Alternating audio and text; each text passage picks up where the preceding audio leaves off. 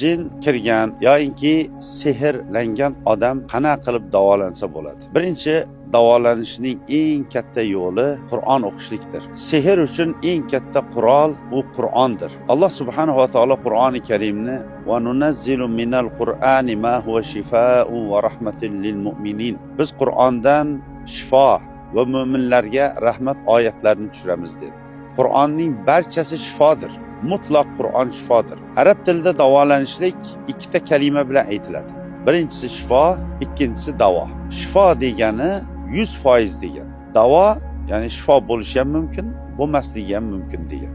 Ammo shifo bo'lsa 100%. Alloh taolo Qur'oni Karimda ikkita narsani shifo deb atadi. Birinchisi Qur'on, ikkinchisi asal. Shuning uchun ham sehrlangan odamga biz tavsiya qilamizki, doim Qur'on o'qishligini. Va Qur'onni o'qiganda ham qanaqa? Kirilchada o'qiganlar bo'lmaydi. Tajvid bilan, qoidasi bilan o'qigan odamning ta'siri o'tadi. Bo'lmasam u o'tmaydi. Chunki arab tili nozik til, harflari o'z o'rnidan chiqmaydigan bo'lsa, ma'no o'zgarib ketadi, u sizga ta'sir ko'rsatmaydi. O'zimiz tajribamizdan shu ko'rdik.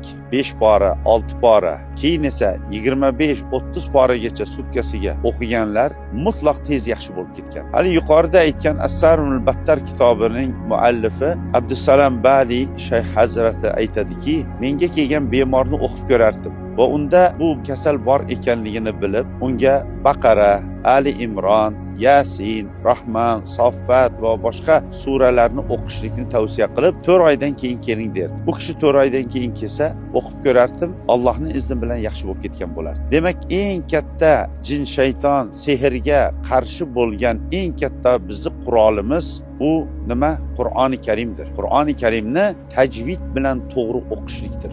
Endi qolganini keyingi suhbatimizda aytamiz.